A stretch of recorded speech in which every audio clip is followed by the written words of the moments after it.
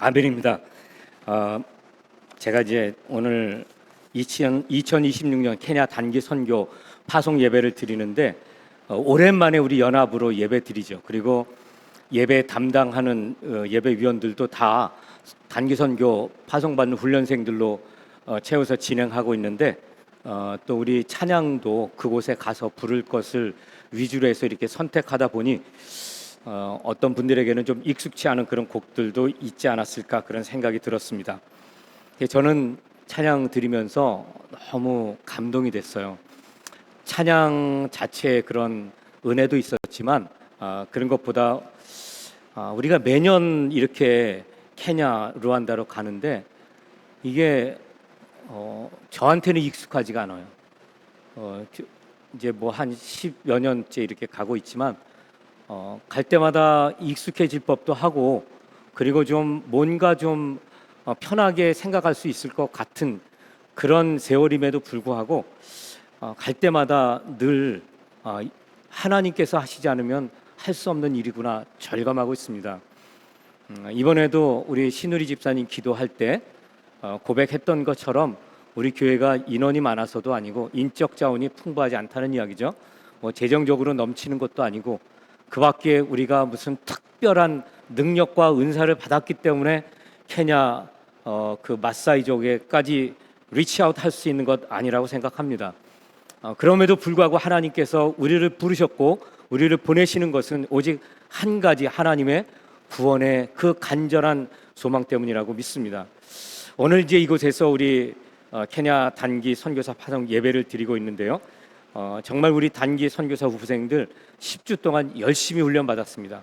여러 가지 힘든 일들도 많이 있었고 그리고 나름 우여곡절이 있었지만 그럼에도 불구하고 성실하게 그리고 인내하면서 이 자리까지 온 줄 압니다. 오늘 파송식을 진행할 때 저는 이 파송식의 주관자 되신 우리 주님께서 우리와 이곳에 함께 계실 뿐 아니라 우리에게 말씀하시고 계시다고 믿습니다. 주님께서 우리에게 무엇을 말씀하실까? 저는 무엇보다도 복음 전파를 위한 격려의 말씀, 도전의 말씀이라고 믿고 그리고 일선으로 나가는 우리 파송받는 단기 선교사들 뿐만 아니라 보내는 선교사이신 우리 모든 사랑하는 성도 여러분들에게 주시는 하나님의 말씀이라 믿습니다. 오늘 이제 본문을 보면 이게 오늘 그 로마서 10장 13절부터 17절까지인데 그 앞에 보면 바울 사도는 10장 9절에서 이렇게 말씀을 선포하죠. 내가 만일 내 입으로 예수를 주로 시인하며 또 하나님께서 그를 죽은 자 가운데서 살리신 것을 내 마음에 믿으면 구원을 받으리라. 다시 말해 예수 그리스도께서 나를 위해 십자가에서 죽으시고 부활하심으로써 우리 모든 죄인의 구세주 되심을 확증하셨다는 것을 믿고 그리고 예수를 구원자 그리고 다스리시는 우리의 왕 혹은 우리의 주로 영접하면 구원받게 된다는 것, 여러분 이것이 복음의 핵심이고 메시지의 근간이라고 우리 말할 수 있죠. 그런데 여기서 바울 사도는 중요한 이슈를 제기하고 있어요.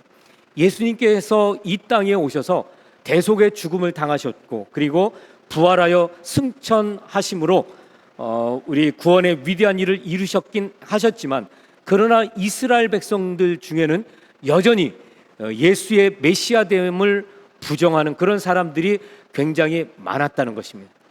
그들은 아브라함의 후손이기 때문에 언약의 후손이에요. 그들은 모세를 통해서 율법을 받은 거룩한 백성들이에요.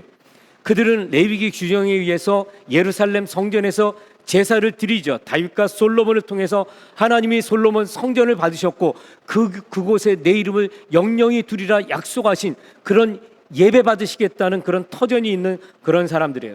그런데 그럼에도 불구하고 그들 가운데 많은 사람들이 예수를 구세주로 그렇게 영접하지 않고 또한 바울이 전했던 복음 혹은 예수님께서 선포하신 하나님 나라 천국이 도래했다는 메시지를 그들이 받아들이지 않았다는 것입니다. 그로 인해서 그들을 통해 온 땅에 여호와의 영광이 가득하게 나타나는 것, 열왕과 열국의 그런 민족들이 하나님 앞에 나와서 예배 드리는 것뿐만 아니라 이 이스라엘 민족을 통해서 하나님의 나라가 선포되는 것을 의도하셨던 하나님의 계획이 이루어지지 않았어요. 자, 그런데 하나님은 거기서 멈추지 않으셨습니다. 하나님은 구원의 계획을 멈추지 않으시고 이방 세계에 복음을 전하도록 한 사람 바울을 부르시죠. 그 바울을 통해서 하나님은 놀라운 구원의 그 복음을 로마 전역에 다 퍼뜨리도록 그렇게 하나님께서 성령으로 역사하십니다. 그는 그 당시 사람들이 땅끝이라고 여겼던 스페인에 그런 복음을 전하도록 그렇게 간절한 마음을 갖게 되죠. 그와 같은 열망은 구원의 능력이 오직 그리스도의 십자가와 부활의 복음만을, 그것을 믿는 것만 통해서 구원받을 수 있다, 그런 확신을 가졌다는 것입니다.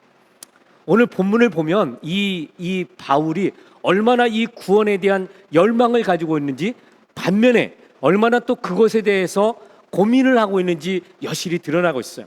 여러분, 본문에 나타난 이 바울 사도의 복음에 대한 생각, 그리고 열망, 그리고 그 십자가 부활의 복음에 대한 그의 생각이 어떤 것이었는지를 좀 살펴보기를 원합니다. 특별히 오늘 이제 이 단기 선교사로 파송받는 우리 10명, 그리고 그 밖에 함께 동참하고 있는 여러분들에게 복음이란 무엇인지, 우리가 왜 그 먼 곳까지 가서 복음을 전해야 되는지, 우리 하나님의 마음을 좀 이해하고, 그리고 예수 그리스도께서 우리에게 지금 이 자리에서 무엇을 말씀하고 계시는지 여기에 대한 음성을 좀 들을 수 있기를 바랍니다.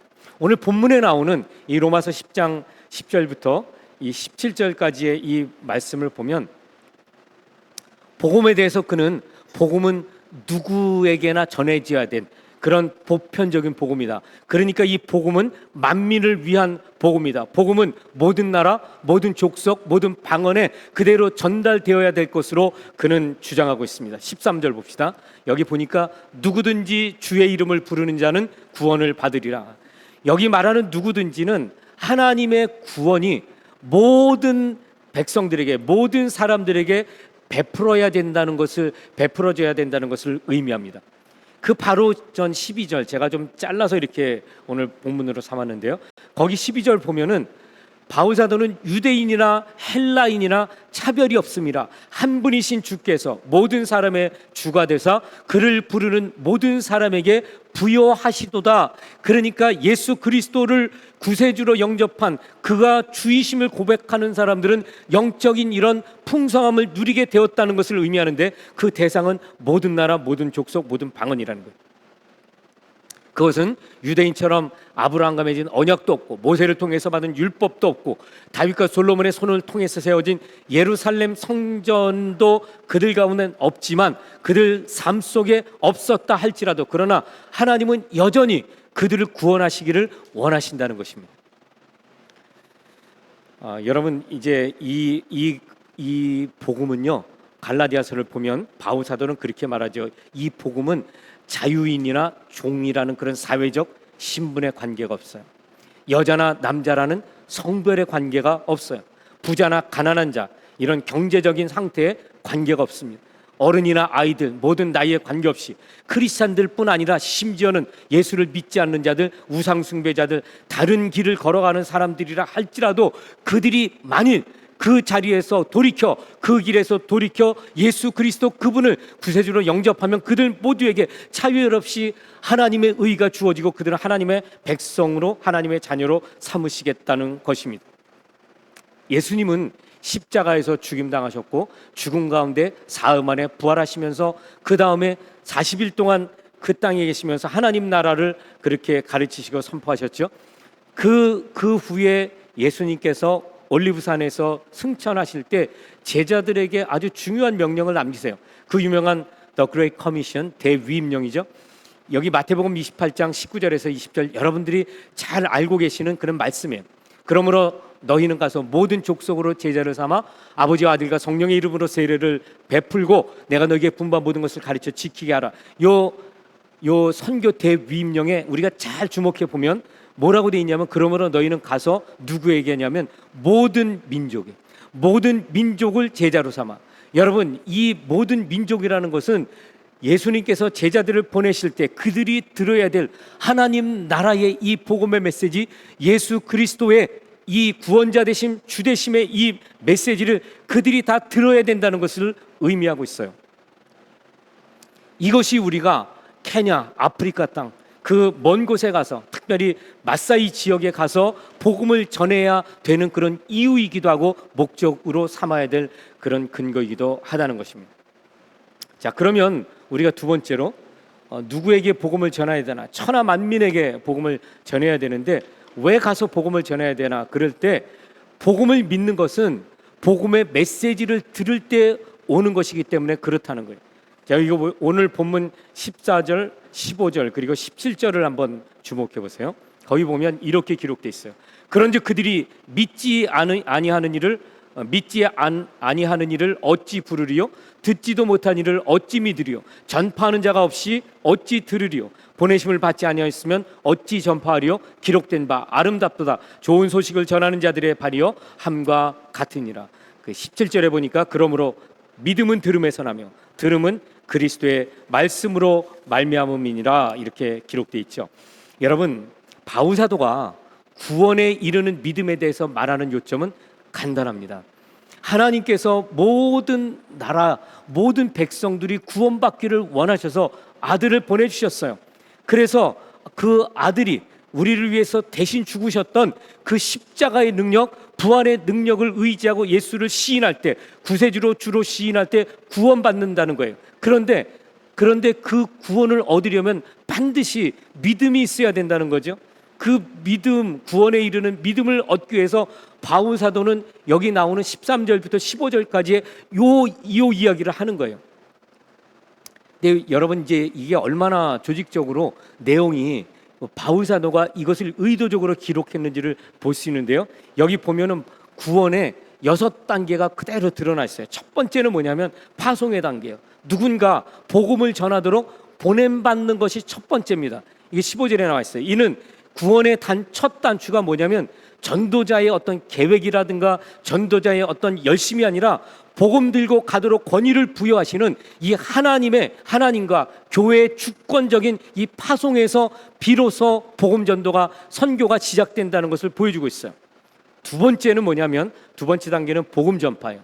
이건 뭐냐면 보냄받은 사람은 보냄받은 곳에 가서 복음을 전파해야 된다 하는 것입니다. 여기 전파하다라는 것은 이 하나님의 말씀 선포, 이 헬라어로 케이루소라는 거예요.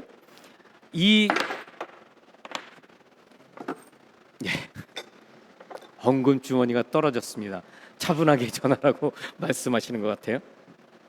자, 이 케이루소라는 게 뭐냐면요, 고대 세계에서 왕이 칙령을 반포하잖아요. 그러면 그것을 공식적으로 선포하는 전령이 있어요. 메시지를 가지고 백성들이 가야 되잖아요. 가서 선포하는 것, 이게 케이루소예요. 파송받은 자는 어떠한 자격으로 가는가 하면 왕의 명령을 받은 자로, 그 개인의 그런 사사로운 의견이 아니라 그 왕이 준 그 명령, 그것을 선포하러 가는 것입니다. 여러분, 복음 전파를 받는 사람은 무엇을 해야 되느냐 하면 하나님께서 행하신 놀랍고 위대한 일, 그것은 곧 모든 천하 만민에게 선포된 복음이죠. 이것을 가지고 가서 복음을 들어야 될 모든 사람들, 예수를 믿지 않는 모든 사람들에게 복음을 증거하라 하는 것입니다. 그렇기 때문에 보냄받은 자들은 왕의 전령으로서의 권위가 입혀지는 것입니다. 사사로운 감정과 생각과 계획에 따른 것이 아니라 예수 그리스도 만왕의 왕께서 보내심을 받은 그 자리에 가서 왕의 권위를 가지고 이 구원의 복음을 선포하는 것입니다. 세 번째 단계는 들음이에요. 이 메신저, 복음의 전령이 복음을 전할 때 그때야 비로소 복음을 들을 수 있어요. 그러니까 구원 얻는 믿음이란 것은 그냥 누가 무슨 이야기를 하나 보다, 우리 일상에 많은 대화가 있죠. 그런데 그런 어떤 히어링의 단계를 말하는 것이 아니고 내면의 깊은 곳에서 여러분 복음이 선포될 때 그것을 마음을 열고 주목해서 들어서 그것이 내게 예스가 되고 동의가 되고, 그리고 그것으로 내가 액션을 취하는 데까지, 확신을 가지고 액션을 취하는 데까지 나가는 그 들음, 그것을 말하는 것입니다. 그래서 반드시 누군가 전해주는 이 객관적인 진리의 말씀, 이 복음을 듣는 그 사람은 내면에서 어떤 변화가 일어나요? 어떤 결단이 일어나요? 그게 들음이라는 이 짧은 단어 속에 내포된 그런 의미예요. 세 번째 단계. 자, 그다음에 이제 네 번째 단계는 뭐냐면 믿음입니다. 그 복음을 들을 때 예수를 믿게 되는 것. 복음 듣게 될 때 내가 믿어야 되겠다 듣는 게 아니라 성령의 역사가 거기서 일어나요. 그래서 우리가 알지 못하는 그 하나님, 창조주 하나님, 그의 아들 예수 그리스도가 나를 위해 죽으셨구나, 이런 것들이 깨달아져요. 믿어져요. 그래서 그것을 믿는다고 고백할 수 있는 것. 이게 네 번째 단계예요. 성령의 역사로 말미암지 않고는 하나님을 아버지라 부를 수 없을 뿐 아니라 예수 그리스도 그분을 나의 구원자시요 나의 주시라고 고백할 수 없다는 거예요.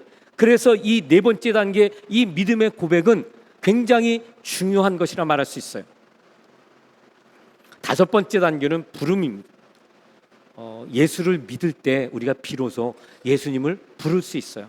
우리 그 13절에 보면 누구든지 주의 이름을 부르는 자는 구원을 얻으리로다, 이렇게 말씀하고 있잖아요. 누가 예수 그리스도를 구원자로 부를 수 있을 것인가? 그것은 예수를 믿는 자만 가능한 것입니다. 그래서 성령의 역사하신 가운데 예수가 나의 구원자시구나, 그분이 나를 위해 죽으셨구나, 이것이 설득되어지고 확신되어질 때 그때야 비로소 예수님을 나의 주, 나의 구원자라고 그렇게 부를 수 있는 것이죠. 이게 다섯 번째 단계.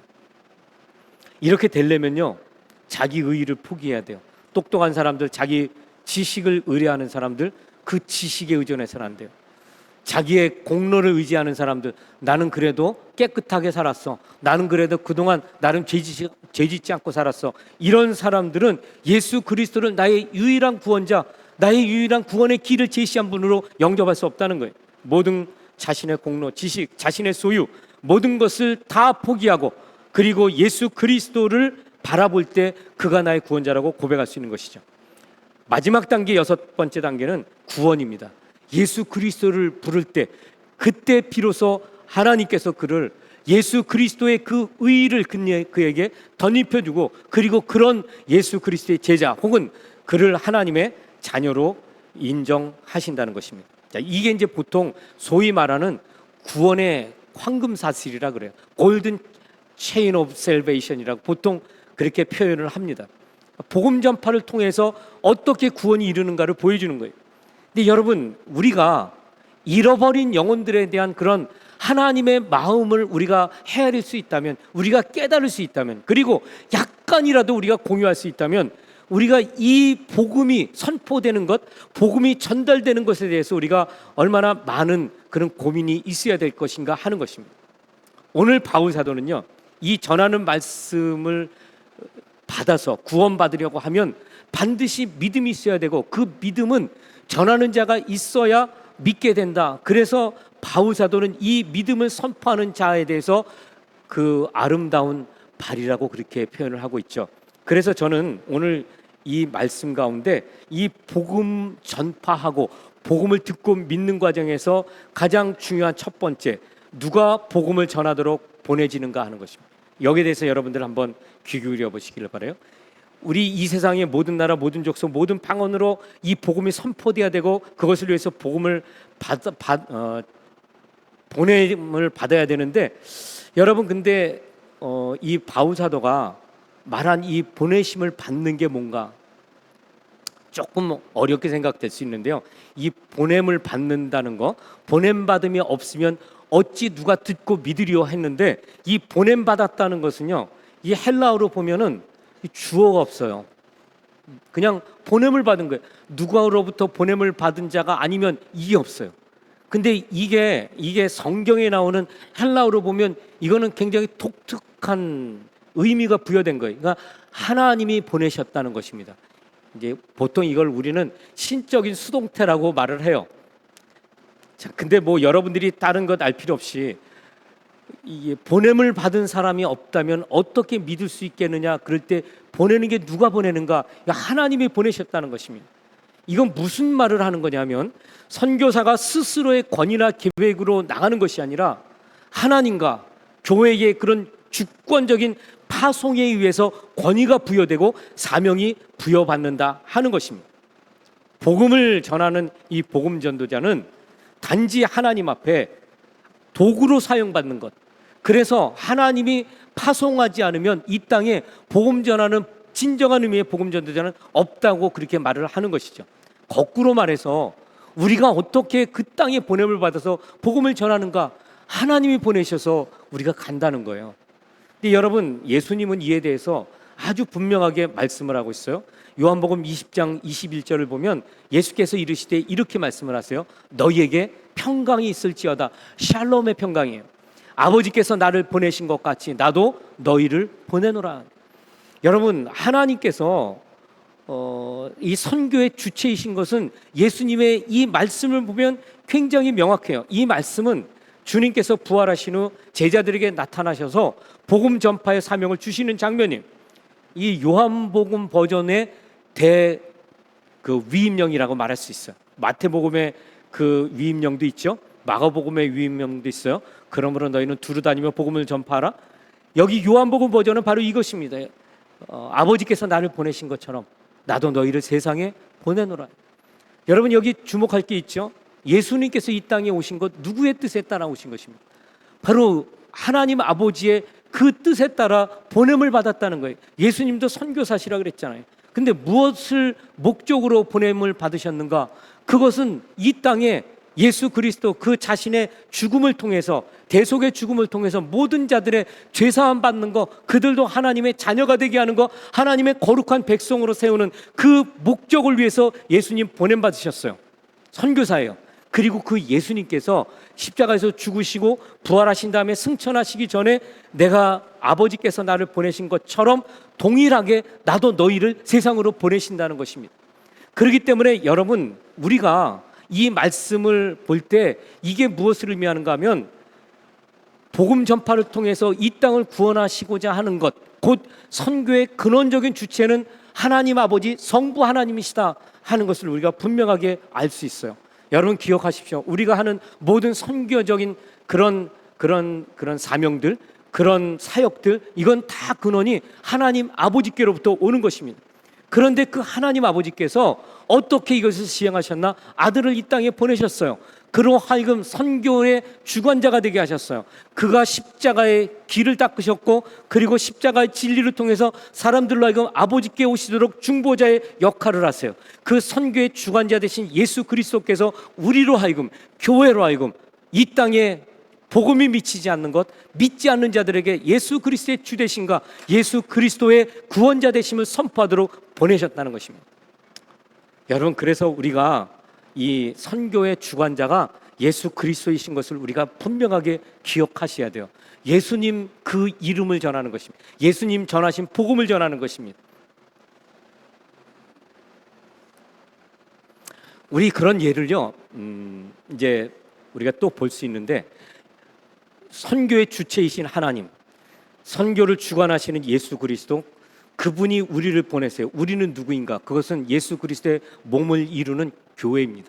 우리가 그 예를 볼 수 있는데, 그것은 안디옥 교회, 사도행전 13장 보면 안디옥 교회에서 바울과 바나바 최초의 선교사 파송하는 장면이 기록되어 있어요. 근데 우리가 거기 보면 하나님께서 복음을 선포하도록 보내시는 과정을 우리가 생생하게 볼 수 있죠. 제가 잠시 인용해 보겠습니다. 사도행전 13장 1절에서 4절이요.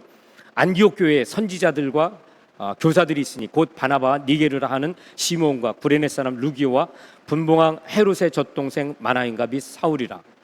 주를 섬겨 금식할 때에 성령이 이르시되 내가 불러 일으키는 일을 위하여 바나바와 사울을 따로 세우라 하시니 이에 금식하며 기도하고 두 사람에게 안수하여 보내니라. 두 사람이 성령의 보내심을 받아 실루기아로 내려가 거기서 배 타고 구브로에 가서 이렇게 돼 있죠.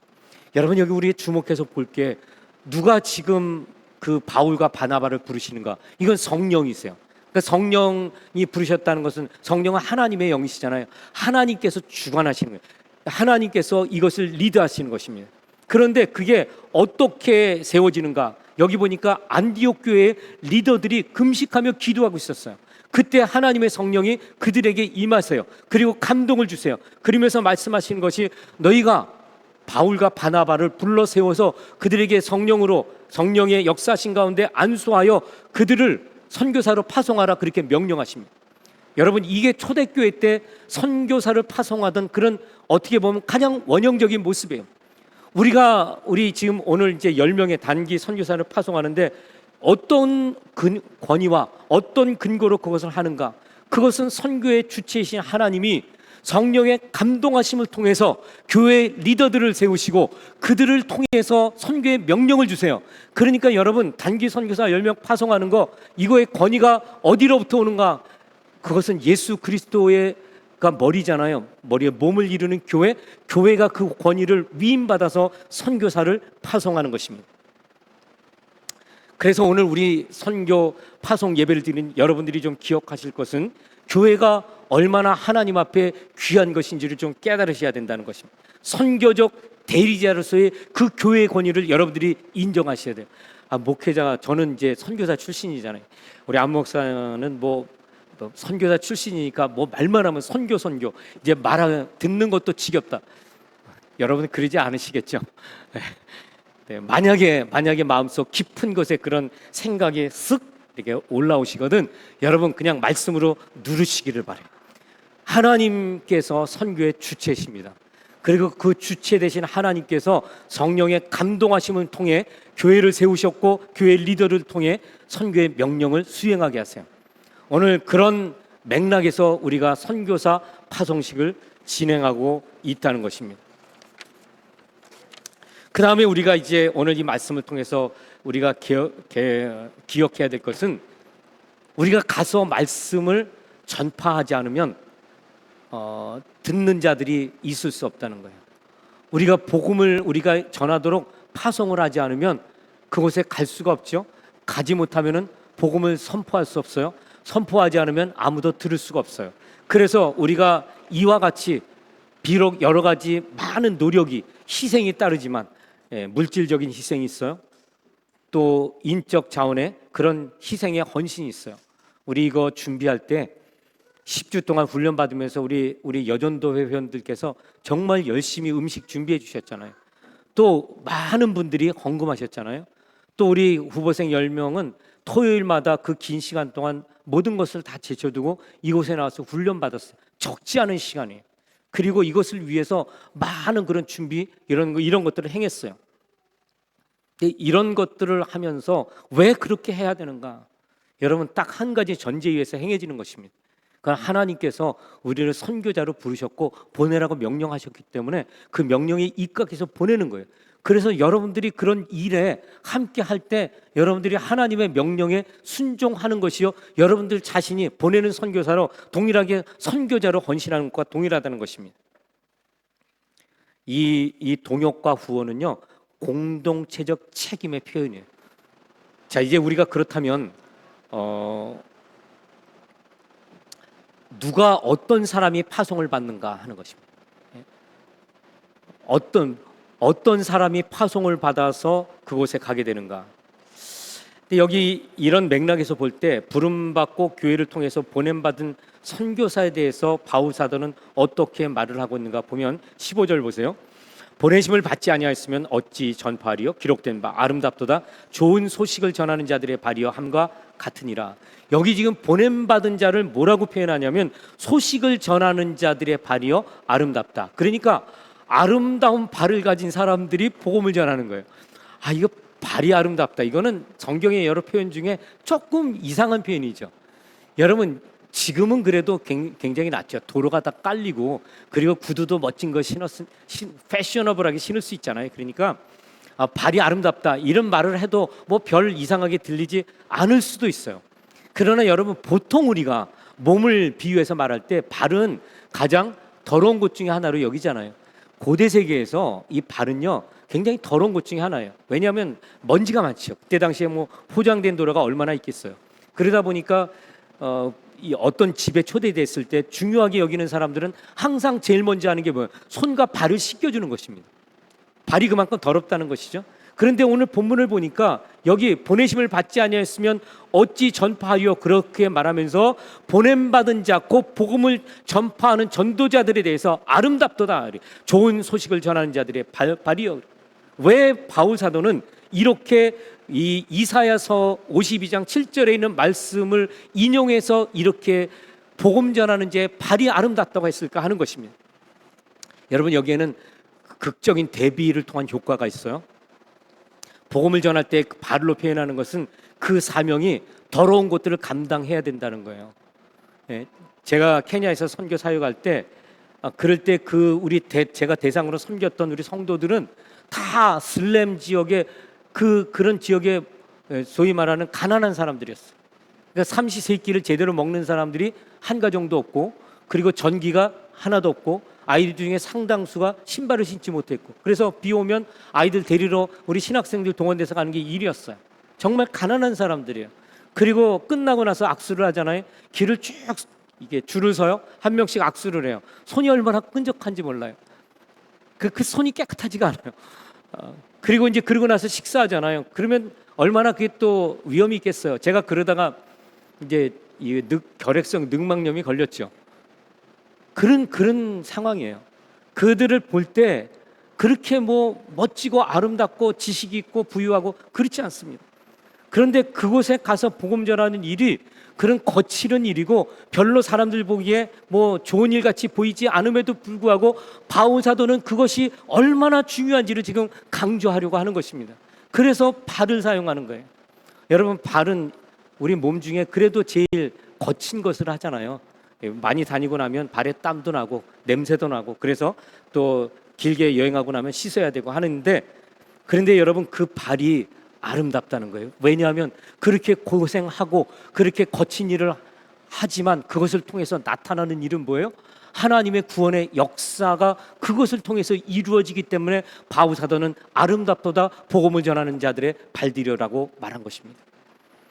우리 10명의 파송 선교사들이 가는 그 마사이 땅은요, 굉장히 거치는 땅이에요. 1년에 한 3개월 정도는 그래도 푸른 풀이 있고 그 나름 그래도 모양을 갖추고 있지만, 그 밖에 9개월 정도는요 거의 뭐 그냥 붉어요. 그리고 나중에는 뭐 전부 타들어가는 땅이에요. 그런 땅에 가서 우리가 복음을 전하는 거예요. 우리가 2년 만에 가는데 어떻게 변했을지 잘 모르겠어요. 그런데 그런 곳에 가서 복음 전할 때 많은 도전이 있고 많은 거친 일들이 있겠지만 많은 슬픈 소식도 들을 수 있어요. 많은 그런 가슴 아픈 일이 우리 앞에 기다리고 있을지 모르겠어요. 그러나 그럼에도 불구하고 우리가 복음을 전하는 것은 그런 복음의 저주 아래 사는 그 백성들이 복음 앞으로 나와서 복음을 듣고 하나님 나라 안으로 들어오는 것, 그것을 위해서 우리가 가는 것입니다. 그렇기 때문에 우리가 가는 발걸음은 가벼울 수밖에 없고 힘이 있을 수밖에 없고, 여러분, 그 발은 아름답게 보일 수밖에 없다는 것입니다. 마지막으로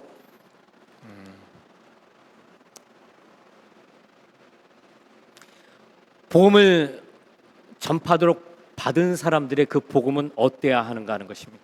여기 지금 보니까 바울 사도는요, 예수 그리스도의 그 복음, 예수 그리스도가 그가 하나님의 아들로, 그가 우리의 구원자시고 그가 우리의 구세주시다, 그가 우리의 왕이시다 하는 것, 그 복음을 믿는 자들, 그들이 복음을 전해야 된다, 이렇게 바울 사도는 말하고 있어요. 그런데 오늘날 교회 현실을 한번 봅시다. 과연 교회 이 강단에서 그런 원시적인 복음, 그런 어떤 가감되지 않은 복음이 선포되고 있는가 하는 것입니다. 여러분, 바울 사도가 말하는 복음은 어떤 것인가요? 그것은 예수 그리스도의 십자가의 복음이에요. 예수 그리스도의 십자가와 부활의 복음이죠. 정확히 말하자면 그것은 예수 그리스도가 이 땅에 고난의 종으로 오셔서 얼마나 많은 사람들에게 고난을 당하고 배척당하고 오해당하고 버림받은 끝에 그가 십자가에 처형당한 다음에 그 다음에 부활하셨다는 거 아닙니까? 그러니까 사실상 우리가 전해야 될 복음은 굉장히 거친 복음이에요. 십자가는 거친 것입니다. 그렇게 아름다운 장식품이 아니라는 이야기죠. 우리가 전해야 될 복음은 세상 사람들이 볼 때 패배주의적인 것 같은 복음이에요. 굉장히 우리가 들으면 별로 어필이 되지 않는 그런 복음이에요. 그래서 헬라 사람들은 지혜를 구하잖아요. 로마 사람들은 힘을 추구하는 그 세상에서 복음을 전할 때 그들은 그 복음이 그렇게 아름답게 들리지 않았어요. 그래서 거부했던 것이죠. 그러나 그럼에도 불구하고 바울 사도는 그 복음을 위해서 내가 가진 모든 소유를 마치 그렇게 배설물처럼 여겼다고 말을 하죠. 그가 가지고 있던 로마 시민권이라든가 그가 이루었던 학문적인 업적, 가말리엘 문화에서 최고의 그런 당대 최고의 신학자, 그리고 그 밖에 그가 열성으로는 율법에 그 당대 누구보다 열심히 했던 그 타이틀, 사람들이 인정했던 그 위대한 랍비 이 바울에 대해서, 여러분, 그가 예수 그리스도의 복음을 듣고 예수 그리스도를 만나는 순간에 그 모든 것들이 뭐예요? 배설물처럼 느껴졌고 여겨졌다는 것입니다. 그게 그가 받은 복음이에요. 근데 과연 오늘날 강단에서 이 거친 복음, 이런 사람들이 보기에 별로 좋아하지 않는 이 복음을 전하고 있는가 하는 것입니다. 저는 이제 오늘의 결론의 말씀으로, 여러분, 우리가 따라야 될 복음은요, 세상 사람들이 알지 못하는 것입니다. 그래서 성경에서는 그 복음을 미스테리라고 하죠. 복음의 비밀이라고 말을 하죠. 왜냐하면 겉으로 보기에는 너무나 미약하고 너무나 나약한 것 같이 보여요. 어떤 면에서는 그것은 저주와 같이 보일 수밖에 없는 그런 것들입니다. 그런데 하나님은 그것을 통해서 구원하는 그런 것이라고 말을 해요. 그것이 바울사도가 고백한 이 십자가의 복음이야말로 하나님의 구원에 이르는 유일한 지혜요, 유일한 능력이다라고 그렇게 말을 하는 것입니다. 사랑하는 성도 여러분, 여러분들이 이 복음에 대해서 어떤 생각을 가지고 있어요? 어떤 열정을 가지고 있어요? 여러분들은 이것을 위해서 어떻게 무엇을 하려고 하는 것인가 하는 것입니다. 제가 9주차, 10주차 우리 훈련 받을 때, 그리고 우리 지난 금요 기도회 때 그런 말씀을 드렸어요. 그때 금요 기도회 때 참석하신 분들은 다 기억하실 거예요. 제가 나오미 이야기를 하면서, 나오미가 베들레헴 그 유대 땅에 있다가 그 땅에 기근이 들자 모압 땅으로 이주했잖아요. 그 이유는 딱 한 가지입니다. 먹고 살자고 온 거예요. 그런데 그 땅에서 자기의 남편을 잃어버려요. 두 아들을 다 잃어버려요. 그리고 며느리 둘만 남아요. 이제 더 이상 붙들 그런 여력도 없고 명분도 없어요. 그래서 이 며느리들을 불러서, 얘들아, 이제 너희가 이만하면 됐다. 그리고 너희는 너희 살 길을 찾아라. 정말 아무것도 없어요. 나오미가 정말 텅 빈 손이에요. 그리고 텅 빈 마음이에요. 그런데 나오미가 그 순간에 고국에서 들려오는 소식, 그 땅에 다시 풍년이 들어서 풍요롭게 되었다 하니까 그 소식을 듣고 자기 고향으로 돌아갈 결심을 하고 그리고 떠납니다. 여러분, 하나님의 은혜라는 것은 무엇이냐면, 나오미가 무슨 잘난 게 하나도 없고 살 것 먹을 것 찾아서 이방 땅으로 갔잖아요. 하나님이 원치 않는 것이었어요. 그런데 그 나오미가 모든 것을 다 잃어버린 그 빈손, 그 빈 마음 속에 그 나오미가 한 것은 딱 하나였어요. 내가 베들레헴으로 돌아가겠다. 그것도 먹고 살려고 돌아간 거죠. 그런데 하나님은 그 나오미를 축복하시잖아요. 그 나오미로 하여금 뭐예요? 룻을 붙여주시죠. 좋은 소식을 전해줬죠. 고향의 소식. 그리고 룻을 다시 충성되고 헌신된 며느리를 붙여주세요. 예수 그리스도의 모형이신 보아스를 그의 사위로 맞이하게 해서 그 나오미가 물질적인 부도 누리게 되고, 그리고 자자손손의 축복을 누리게 되잖아요. 그 가슴에 품에 안았던 그 손주가 누구예요? 예수 그리스도의 그런 조상의 계보에 오르잖아요. 놀라운 축복이죠. 왜 그렇게 됐을까? 왜 나오미는 그런 놀라운 은혜와 복을 누리게 됐을까? 오직 하나, one thing이에요. 그건 뭐냐면, 하나님이 언약 백성을 기억하셨다는 것입니다. 나오미가 언약 백성이잖아요. 그 자리에서, 이방 땅에서, 죄의 땅, 죽음의 땅에서 다시 언약의 땅으로 돌아올 때 나오미는 모든 은혜가 다시 주어졌고, 그리고 풍성한 축복을 누리게 됐어요. 제가 이 말씀을 전했던 이유는 뭐냐면, 우리가 복음을 전할 때 우리에게 가진 소유, 우리가 그동안 해왔던 관습, 우리의 그런 어떤 실력, 우리가 전해야 될 어떤 준비했던 그런 프로그램들, 이런 것들이 그들을 변화시키는 게 아니라는 것입니다. 자꾸 이제 연수가 더해지면서 우리는 우리의 것으로 전하려고 해요. 그래서 우리가 조금 더 헌금한 것 더 많이 해서 그걸 가지고 좀 전하고, 그리고 그걸 가지고 뭔가를 좀 이루려고 하고, 우리 프로그램 멋진 걸 가지고 그들에게 어필하려고, 뭐 우리 훈련생들이 그런 건 아닙니다. 그런데 혹여나 그런 유혹에 빠질까? 우리가 전해야 될 것은 피 묻은 예수 그리스도의 그 십자가, 여러분, 그 부활의 능력 아니면은 그 세대를 변화시킬 방법이 없다는 걸 말해요. 그래서 저는 말했던 것입니다. 우리의 손이 비어야 되고 우리의 가슴이 빌 때 비로소 하나님의 은혜가 채워지고, 그리고 그것으로만 우리가 생명을 얻는 그런 구원의 역사가 일어난다는 것이죠.